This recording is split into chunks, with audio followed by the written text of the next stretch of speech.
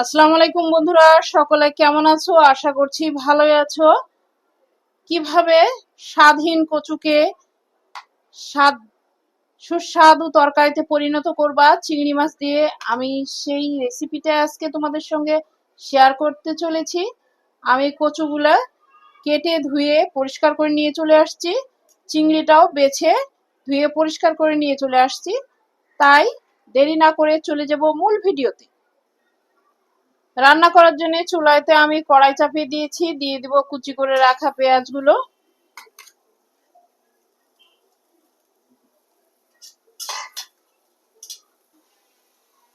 এখন দিয়ে দিব পরিমাণ মতো সাদা তেল। যে যেমন তেল খেতে পছন্দ করেন সে অনুযায়ী তেলটা দিয়ে দিবেন, কমিয়ে বাড়িয়ে। আমার যতটুকু প্রয়োজন আমি ততটুকু সাদা তেল দিয়ে দিয়েছি।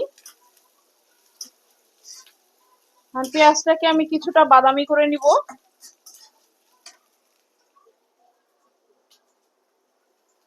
পেঁয়াজটা তাড়াতাড়ি বাদামি করার জন্য দিয়ে দিলাম 1 চুটকি লবণ।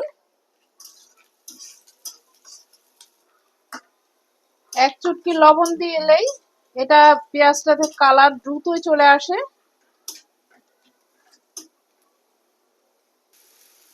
তেলটা যাতে পুড়ে না যায় এই জন্য আমি দিয়ে দিয়েছি পানি। এখন আমি এক এক করে দিয়ে দিব সব ধরনের মশলা। দিয়ে দিব স্বাদ মতো লবণ,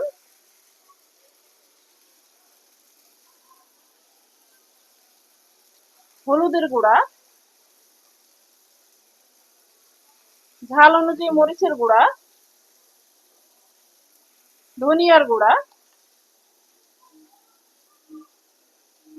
জিরার গুঁড়া,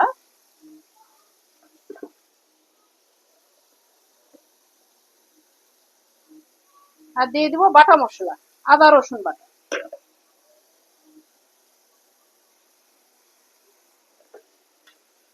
এখন মশলাটাকে আমি কিছুটা সময় কষিয়ে নিব।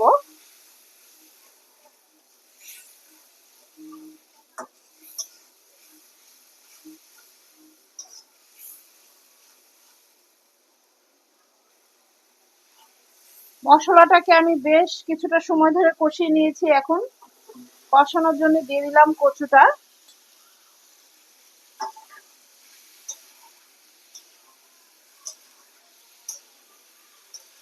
কচুটা আমি ভালোভাবে কষিয়ে নিব।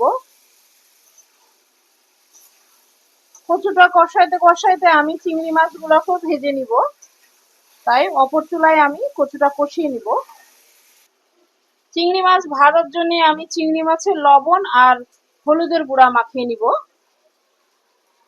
হলুদ আর আমি লবণ মাখিয়ে নিয়েছি। এখন চিংড়িগুলাকে আমি ভেজে নিব।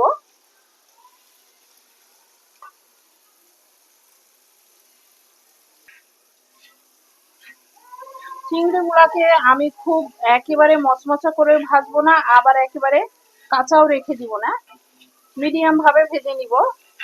একেবারে চিংড়িটা খুব মচমচা করে ভাজার পরে আপনি কচুতে দিলে চিংড়ির যে নির্যাস একটা বের হয় সেটা কিছুই বের হবে না, চিংড়িটা খেতে মজা লাগবে না। তাই মিডিয়াম ভাবে ভেজে নেবেন, খুব কাঁচাও রাখবেন না, আবার খুব একেবারে ভেজেও দিবেন না। এমন ভাবে আমি চিংড়িগুলাকে ভেজে নেব।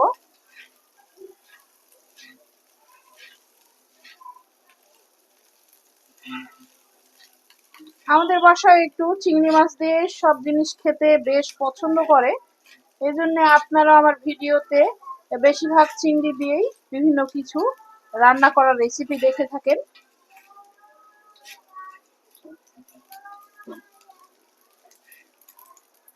আমার চিংড়ি মাছগুলো ভাজা হয়ে গেছে। কচুর তরকারি, কচু আর চিংড়ি দিয়ে যে তরকারিটা আমি রান্না করছি এটার জন্য কচুটাকে আমাকে বেশ ভালোভাবে কষিয়ে নিতে হবে, না হলে তরকারিটা মজা লাগবে না।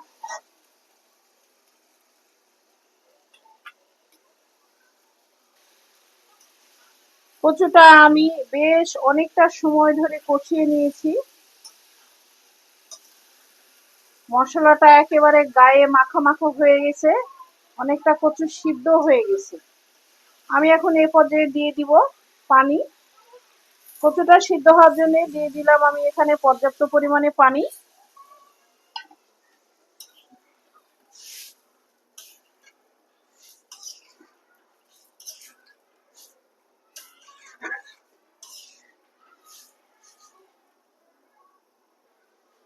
কচুটা সিদ্ধ হওয়ার জন্য আমি দিয়ে দিব চাপা। তরকারিটাতে আমার বলক চলে আসছে, ঝোলটা ফুটে উঠেছে। আমি একটু নাড়াচাড়া দিয়ে দিব।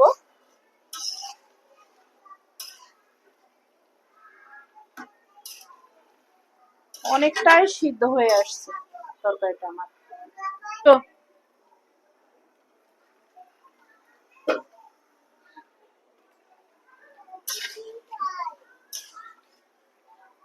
কচুটা আমার সিদ্ধ হয়ে গেছে। এ পর্যায়ে আমি দিয়ে দিব ভেজে রাখা চিংড়ি মাছগুলো। পরে দিলে চিংড়ি মাছের যে নির্যাস সেটা বের হবে না, তাই আগেই দিয়ে দিবেন, তাহলে চিংড়ি মাছটা মজবে এবং খেতে ভালো লাগবে। নির্যাসটা চিংড়ি মাছের বের হবে আর কচুতে মনে হবে চিংড়ি মাছ।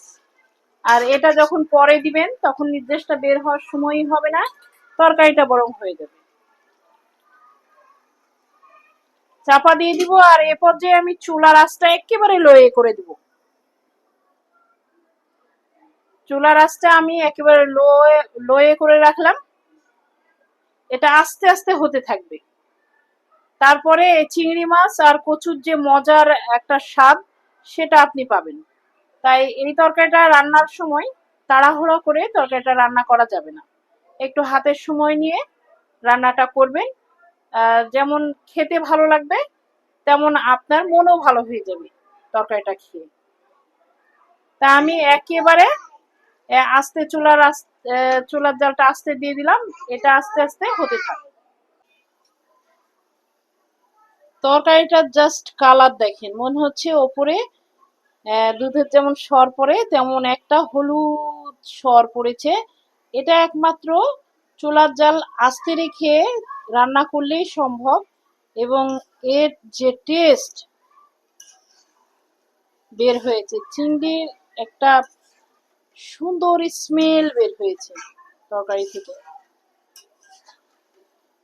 এই তরকারিটা একটু ঝোলঝোলি খেতে হবে, তাহলে না মজা পাবেন। আমার তরকারিটা হয়ে গেছে, আমি নামিয়ে নিব। তরকারি জাস্ট অসাম একটা কালার আসছে।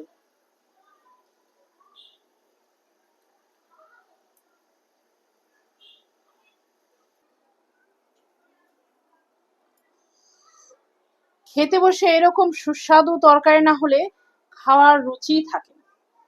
এরকম সুস্বাদু তরকারি হবে টেবিলে, আর ভাত হবে, আর কোনো কিছুরই প্রয়োজন হবে না, জাস্ট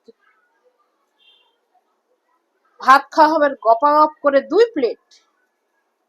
মনে হবে যে পেট ভরে গেছে আপনার, তাও খেতে ইচ্ছা করবে এরকম যদি টেবিলের তরকারি থাকে একটা মজাদার স্বাদের। আমার ভিডিওটি কেমন লাগলো কমেন্টে জানাতে ভুলবেন না। আর নতুন নতুন ভিডিও পেতে প্লিজ আজরিন ব্লগ চ্যানেলটিকে সাবস্ক্রাইব করে আমার পাশে থাকবেন। সকলের সুস্বাস্থ্য কামনা করে আজ এই পর্যন্তই। নতুন কোনো ভিডিও দেখার আমন্ত্রণ জানিয়ে আল্লাহ হাফেজ, আসসালামু আলাইকুম।